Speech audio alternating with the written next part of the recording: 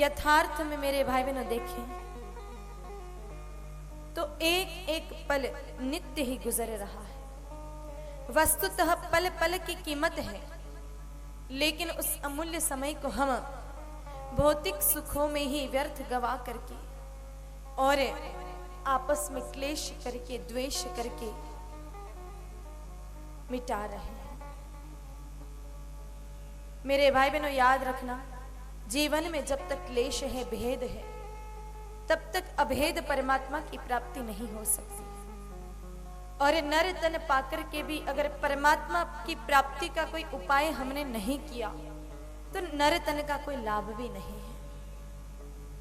वैसे तो 84 लाख योनियां हैं, लेकिन इन 84 लाख योनियों में सिर्फ मानव, सिर्फ मनुष्य मेरे भाई बहनों परमात्मा की प्राप्ति कर सकता है। और अगर इस नर तन को भी पाकर के हमने इसका प्रयास नहीं किया तो निश्चित हमारा जीवन पशुवत है, जानवर की तरह है। हमें नर तन मिला है तो प्रयास यह करना चाहिए कि हम उस अभेद परमात्मा की प्राप्ति की तरफ अग्रसर हो। और उस अभेद परमात्मा की प्राप्ति की तरफ जाने का जो मार्ग है वो गौ माता प्रशस्त करती है। जब तक जीवन में परमात्मा को पाने की इच्छा है मेरे भाई बहनों, तब तक हमें यह बात भी अच्छे से मन में बिठा लेनी चाहिए कि बिना गौ सेवा के, बिना गाय माता की कृपा के कभी परमात्मा की प्राप्ति नहीं होगी।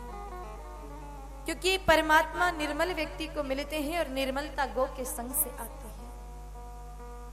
मेरे भाई बहनों, इस संसार में अगर सबसे अधिक निर्मल कोई है तो वो गाय माता है।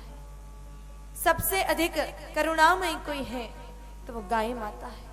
इस संसार में सबसे अधिक दयामयी अगर कोई है तो वो गाय माता है।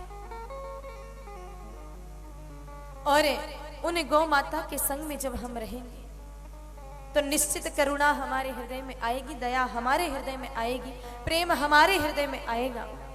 और मेरे भाई बहनों, जब करुणा आ गई, दया आ गई तो परमात्मा की प्राप्ति स्वतः हो जाएगी। क्योंकि जीवन में जब दया आएगी तब हम धर्म के मार्ग पर आगे बढ़ पाएंगे। बिना दया के धर्म जीवन में आना नहीं है। इसीलिए लोग कहते हैं मेरे भाई बहनों कि दया धर्म का मूल है।